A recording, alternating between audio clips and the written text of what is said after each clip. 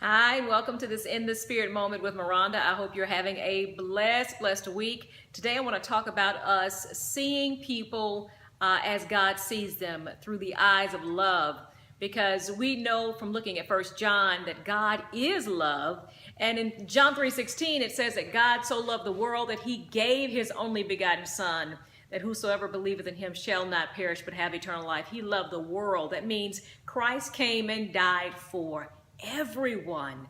So we are to not only show love to other believers, but to unbelievers.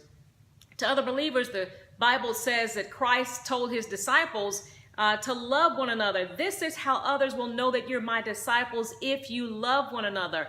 And Paul in 1 Corinthians chapter 13 talks about love and our spiritual gifts, that I can have the gift of prophecy, I can give everything I have to the poor, but if I don't have love, I am nothing. We have to have love. We represent Jesus Christ. We represent God in this earth, and God is love. And even in loving unbelievers, in Matthew chapter 5, Jesus says to love your enemies and pray for those who persecute you. He goes on, of course, in the book of Luke to say, to those who hate you, do good to them.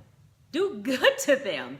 And that's difficult for us to do. It's difficult for us to do those loving things or treat someone in a loving way that we don't find to be loving, but we are commanded to do so. We serve a God that loves everyone, and we are to do the same until he comes, because truth be told, before we became his children, we were his enemies.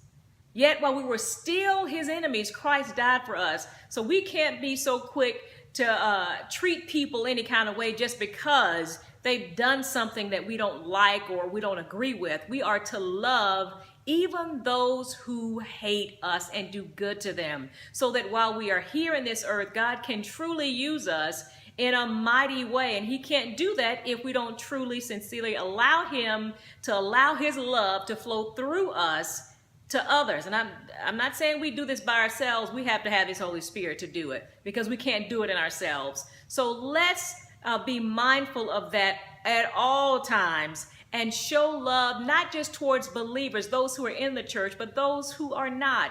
And if we truly love one another, just imagine how different lives would be. Imagine how different this world would be.